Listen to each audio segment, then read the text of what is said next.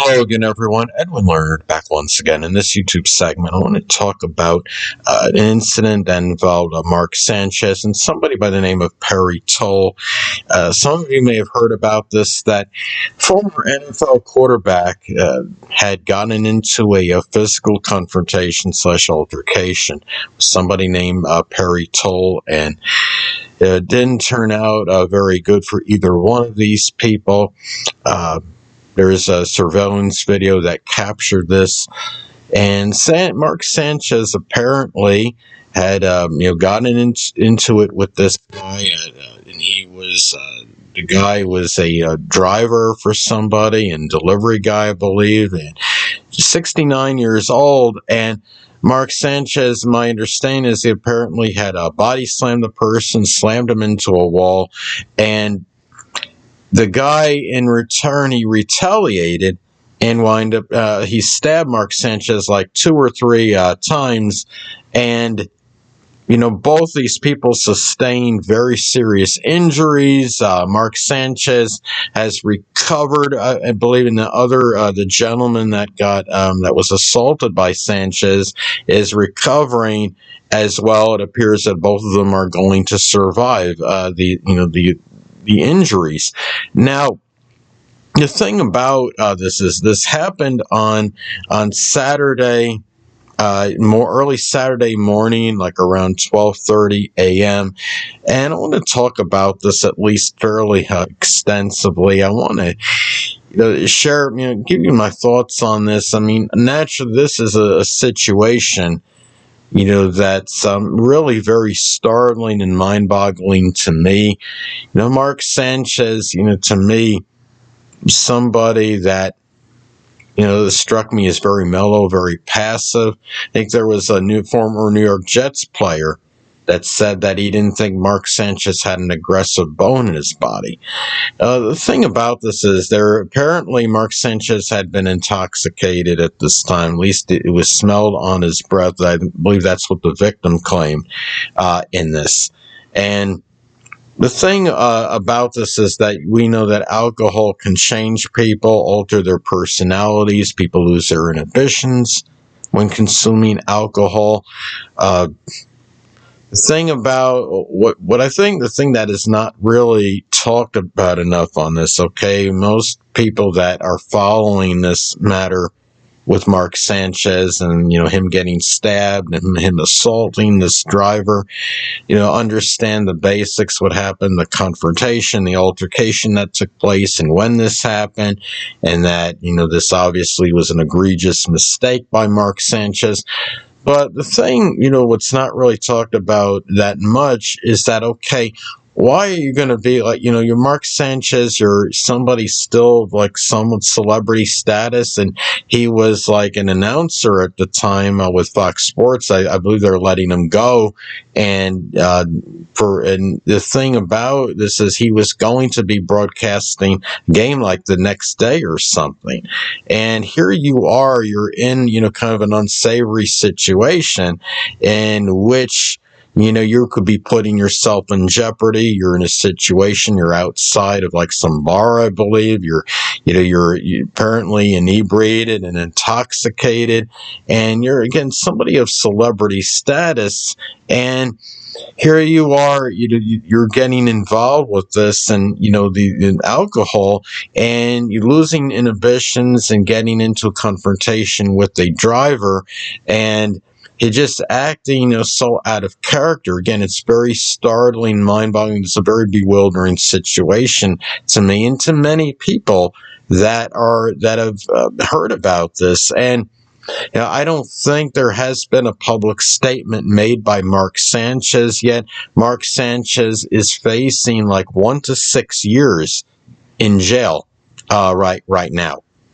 And I think what happened was I don't know if it was someone with law enforcement had pressed charges actually on Sanchez, and the victim in this has put is going to be suing Mark Sanchez. There wasn't really much hesitation on his part, and he's going to try to get money from Sanchez because my understanding is the victim is claiming he's like permanently disfigured as a result of the assault on him from Mark Sanchez. This guy has like a strong laceration on his face, and I believe it went into like his mouth, or and you got to confer this online. It went into like his mouth and possibly his nose as well. I mean, it was a very good laceration. Now, the laceration I would figure that likely came from when he was body slammed from Sanchez, and when he made the impact with the ground, it caused this cut, this laceration. I don't know if Mark Sanchez had a knife on him. I do know that the victim in this, is that believe the name Perry Toll, had a knife, and that I do know that he had the knife, and he did cut Mark Sanchez, again, the upper torso, chest area. But, when we look at this, and, Mark Sanchez, might have been going through some problems, some personal issues at this. And that's what I wanted to really get at, because this is like something that hasn't really been talked about. I don't think enough. It's like, okay, you're in this situation, and you're obviously you're drinking, you're inebriated, you're intoxicated, you're not really in your right, thinking at the time. And of course, the mental faculties are not where they're supposed to be. In many cases when people drink, I know that some people, when they drink, they might get mellow, they might actually become more passive, but in a lot of cases, like in this case, apparently this really altered Mark Sanchez's demeanor in a very negative and adverse manner. And it was Herm Edwards had stated one time something about nothing good happens after midnight, and this was like at 12:30 in the morning. Obviously nothing good happened for Mark Sanchez at this time. And the thing is, okay, again, Mark Sanchez might have been going through some personal issues, and he's trying to drown the issues away through the drinking. And this is a lesson. A lot of people that are heard about this, that the alcohol, people may, and I don't know this for a fact, but if Mark Sanchez was indeed drinking to try to alleviate some emotional pain or stress that he's dealing with, all this did was cause more problems for him in that event. And he could be facing 1 to 6 years jail time because of these actions. And I think it's safe to say, if Mark Sanchez had not been drinking, this would not have even transpired. And it's a thing where we have to focus too, and I'm not condoning what Mark Sanchez did by any means, but I just want to say that we understand there's no infallible person. This is about fallibility, and Mark Sanchez just made an egregious, grave mistake on his part, and this is going to really cost him big time. And even, let's say, if he is able to plea bargain somehow, and he's able to find some way to get out of jail time, maybe he's got to get probation or something and have to do some community service and pay a prodigious fine in this. I could say again, pay a prodigious fine. And the thing is, it's still a blemish on him and possibly on his record now. And even if he was able to get this expunged, I mean, people will remember this. You're a person that's under scrutiny, you're a high profile, you're a prolific person, and this is not something that, obviously is not going to just go away. As far as Mark Sanchez goes, this is something that will stay with him for some time. And the thing about this is that we have to remember that, there's people that are going, through a lot of issues. Mark Sanchez may have been going through some problems. I know that we see him on TV, and he'll be on some interviews or on Fox Sports or whatever, and he seems, very affable, gleeful person or whatever. But we don't know what's really transpiring or going on behind closed doors. What issues is he going through? Was there some adversity that he's dealing with in his personal life, and was he drinking to try to drown these problems away and just kind of camouflage? And I heard from at least one person on on TV or something on report, I don't know if this is true or not, that Mark Sanchez was doing like wind sprints in an alley around this time, and shortly before this incident. I don't know if that's really true or not, but if this is the case, it just shows you, I mean, what was Mark Sanchez even thinking at this time? And the harsh reality is just that this is just something that could have been averted if he just, had not been drinking at this time.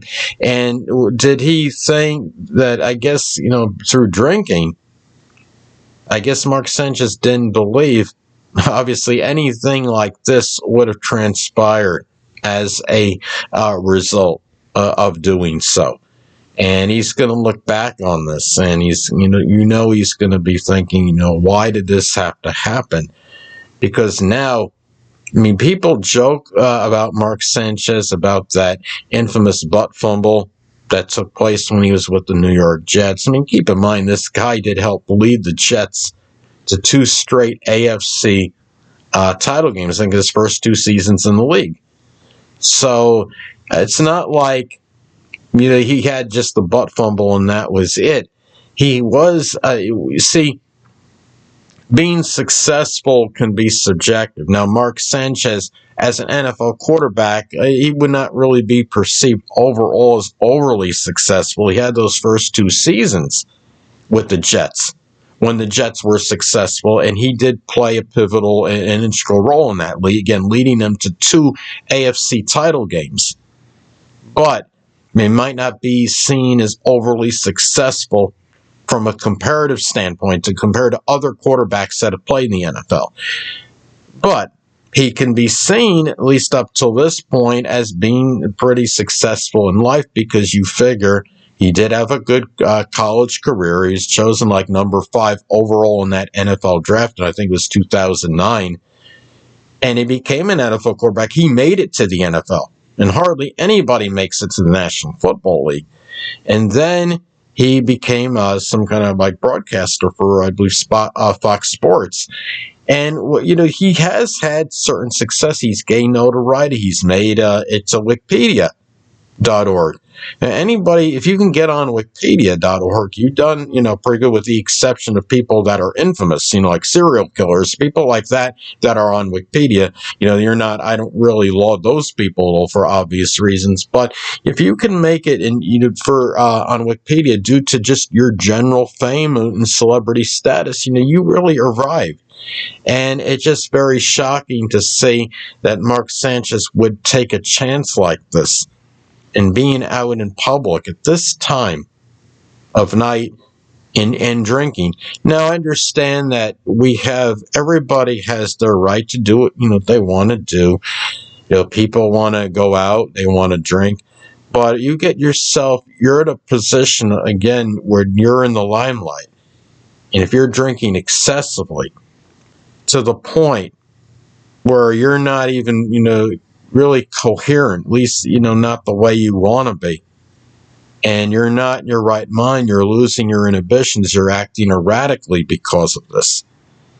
And you're obviously putting yourself in some kind of jeopardy, possibly, and losing now as a result, I believe he's lost his position at Fox Sports. And as long as the charges are pending, he's not going to get it back.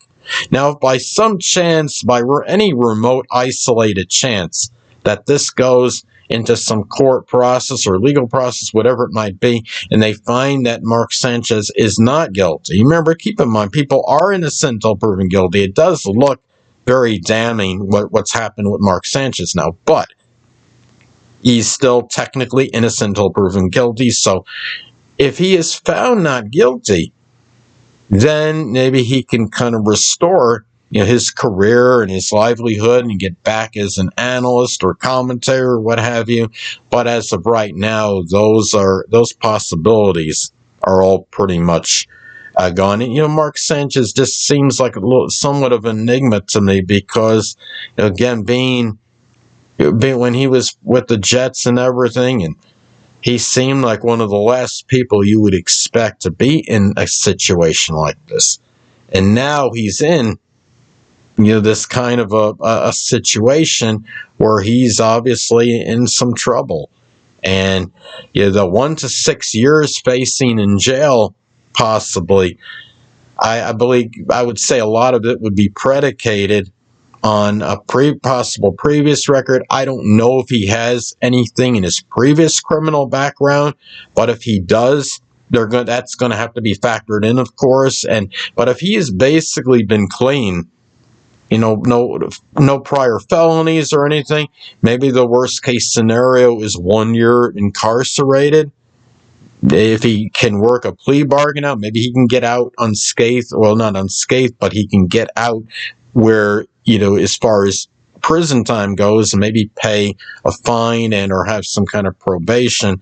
He's obviously going to get something out of this, because I believe there is enough to say that he did do something and he is likely in the wrong. And this will be, proven, of course, likely proven one way or the other as time, progresses and advances. And I'd like to offer, the prayers, for Mark Sanchez, even if he was the aggressor in this, because he did sustain some pretty serious injuries. He did get 2 or 3 good stab wounds to the chest, upper torso area, and for, I believe, for the victim as well. And, we have to, for him and his family, the gentleman was 69 years old, obviously not a really young person. And here he is in a situation where he's just out trying to do his job, and he encounters somebody. Mark Sanchez is a pretty big guy, I believe. I don't know his exact physical stats, but I think he's like 6'4" anyway.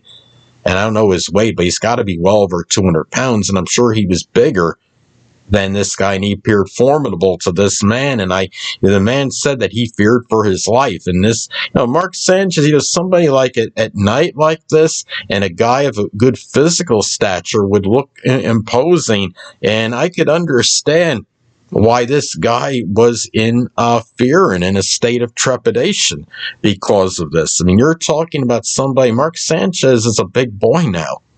A lot of people, I don't think I'd want to meet him in a dark alley, really. I think a lot of people would.